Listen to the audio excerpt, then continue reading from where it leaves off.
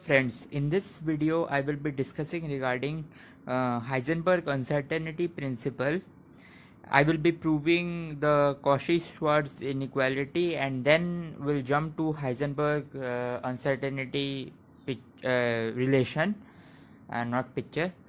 And then further I will also try to discuss regarding reduced trace operations. These forms an important part of operations for any quantum information theory course. So let's begin.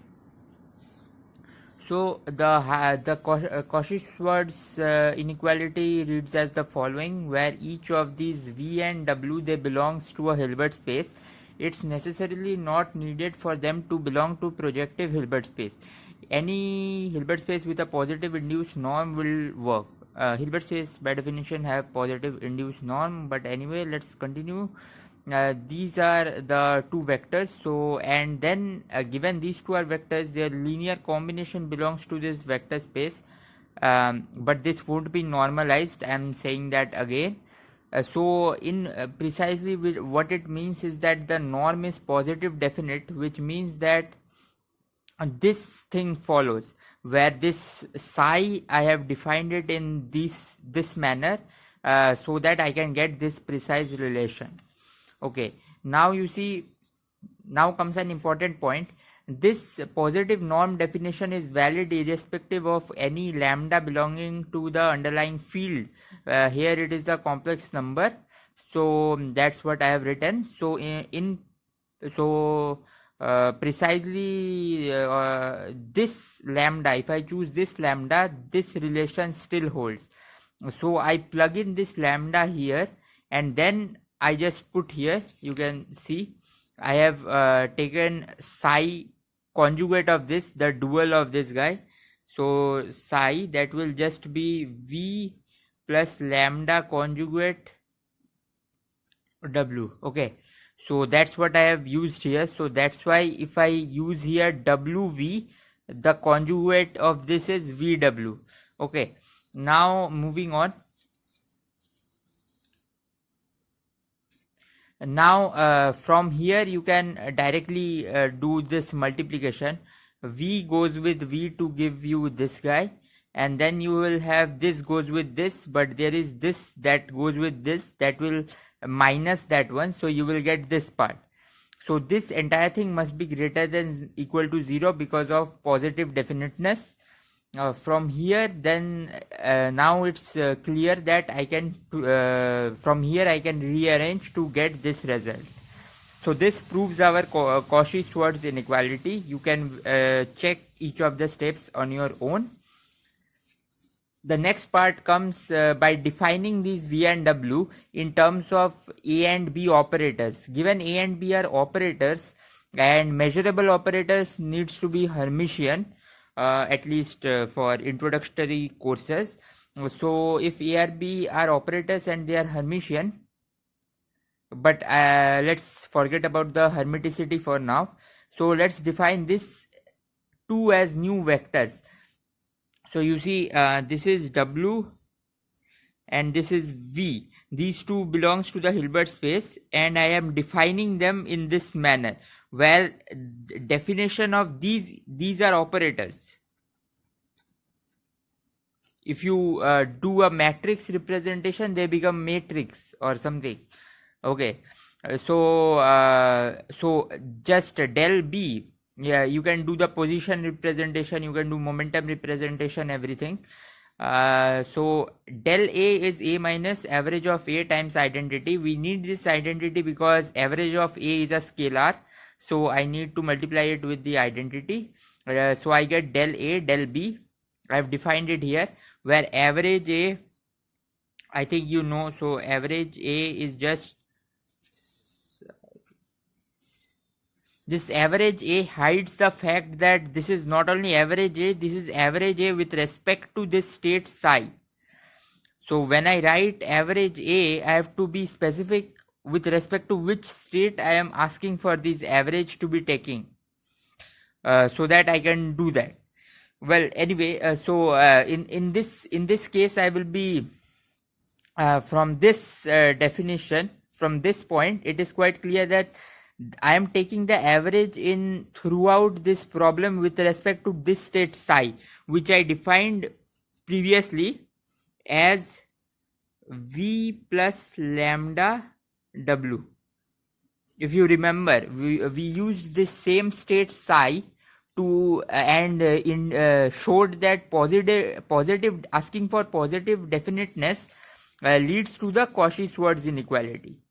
Okay, now let's move on. So I define these two states V and W, and then I just apply the Cauchy-Schwarz inequality. So this is the inequality here. I plug in my V as this, my W as this. Okay. Now if the moment I plug in, here the psi state can be any state actually. I can not only choose this, I can choose any state. So anyway, so I plug in my V and W to get this relation.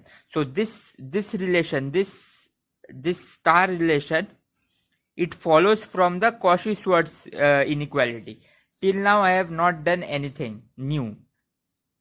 Now comes the important part, that for any matrix AB I can write it in terms of this decomposition, where this is the commutator, this is the anti-commutator of the matrix. And once I know that, I can write the I can write this. I can write del A multiplied by del B as half times anti-commutator del A comma commutator del B plus half times anti-commutator. Okay, but as del A differs from A by a scalar times identity, similarly for del B, these commutators can be and anti-commutators can be directly written as A comma B and A comma B. So that's what I will do. So you can see, so del A del B, I directly wrote it as A and B, because anyway this this thing that's with this will be a scalar and will commute and anti-commute likewise. So from here to here, this is, I think this is clear. Then I just take the average. So this is clear. And now finally I will just plug in this guy in the Cauchy-Schwarz inequality that I have derived using these. The moment I do that, I get this mod square of this big thing.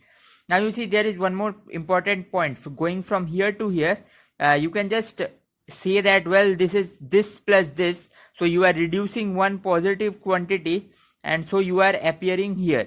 But there is one more point that one can give, that is, if A equal to A dagger and B equal to B dagger, then commutator A comma B whole dagger is minus A comma B. You can verify this on your own. Similarly, but anti-commutator A comma B whole dagger is equal to anti-commutator A comma B. This is saying like that this is like a real matrix and this is like a imaginary matrix, right? So this entire thing can be written as x plus iy, where x and y each are matrix. So mod square of this will be mod square of x plus mod square of y. And then now I can only extract the mod square of x part or mod square of y part likewise, and can argue about this. Okay, so this completes the proof of Heisenberg uncertainty principle. Let's jump to reduced trace and what it is. Let's see. Well, now by definition, reduced trace is this thing. So let's see. So rho AB. So we know that by the quantum mechanics postulate, Hilbert space A, tensor Hilbert space B, tensor Hilbert space C will describe the entire system. However big is that, we just take the tensor products.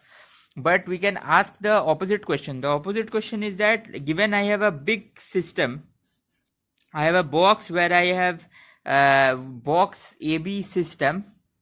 Can I find the behavior only of A particles, or can I find the statistics of only B particles or A type particles? So that is obtained by tracing over the other index that you don't want. So it's kind of like the trace instructs that forget about B. So trace B means forget about B. Why? What is the motivation behind it? Just look at this line. Row let's assume that row AB is of this form: row A tensor row B. So where row is a density operator corresponding to some A space, Hilbert space A, and row B is corresponding to Hilbert space B. Now whenever you do a trace with respect to B, this A goes unnoticed because A and B are different Hilbert space on their own. To describe the quantum mechanics together, we club them together using this tensorial relation. But that's the reason the trace will directly jump and hit this guy. That will cause this. But by using normalization condition, these rho B's are normalized to trace equal to 1. That just give you a scalar number.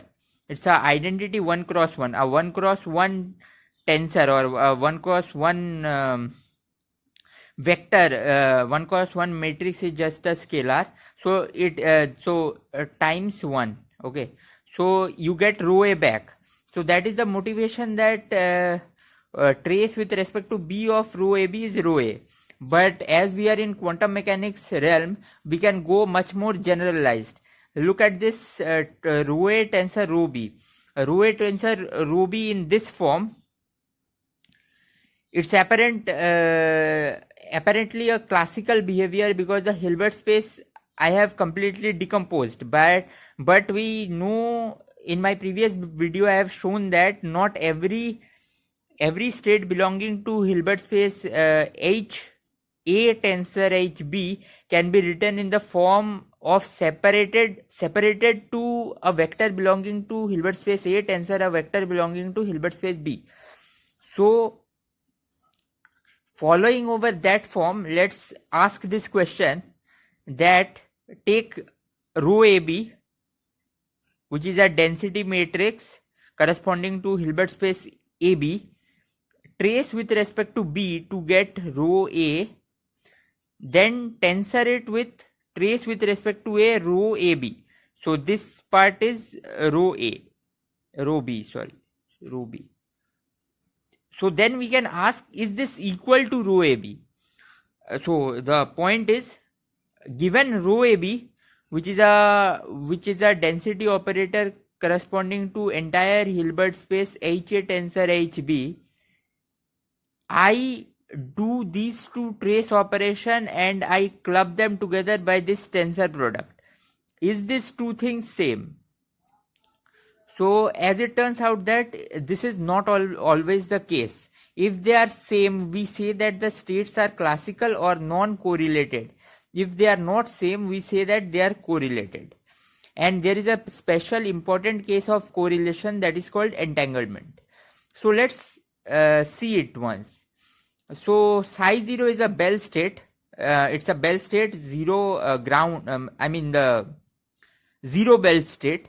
By convention. You can check my previous videos on Bell basis and all those things. So this is by definition this, and it belongs to this. Then rho AB will be just this thing. That's how density operator are written down. I have shown that in my previous videos. So this means this rho AB is a pure state, because if you just trace this, it will be like saying that just flip these two brackets and then join them together. So phi 0. So trace of this thing is just this, and this is just a number normalized to 1. So that's that. And let's evaluate this thing by using this relation. So I hit this with that side with a phi dual of this. That gives me these 4 numbers by 2. Now I just trace it out. So tracing out the second part means just forget about the first part, look at the second. So the second is 0, 0. If I flip in this way, 0, 0 orthonormalization gives me 1. Second part is 0 and 1. So I have 0, I have 1. So and 0, 1 orthonormalization gives me 0. So this term dies off. Similarly, 1, 0 orthonormalization, this is 1, this is 0. So this also dies off. I get these two. So you can see I have written it here. So trace with respect to B is just this. But as you remember from our Bloch sphere video, this is just I by 2. So this means that even though this density matrix or density operator corresponding to this 0th Bell state is a pure state, if you just trace out with respect to A or B, you get a maximally mixed state. That means even though you have full knowledge about this state, you know everything about this state as a whole, as a state belonging to Hilbert space HA tensor HB, but you cannot extract any information about the individual states that are present in this. That means whenever you want to ask about the individual state belonging to Hilbert space A or B, you are always ending up with a maximally mixed state which has no information whatsoever. It has the maximum entropy, as we will see later. So this is what we call the hallmark of entanglement. You have full certainty or full knowledge about the state, about the bigger space, but when you reduce, you lose something and finally you have nothing left to you. This how much do you lose can be quantified, and based on the quantification, if you lose so much that you cannot predict anything, then you say that the states are entangled, or else you say that they are correlated. And if you don't lose anything, then you say that they are classical. So that's it for today's video.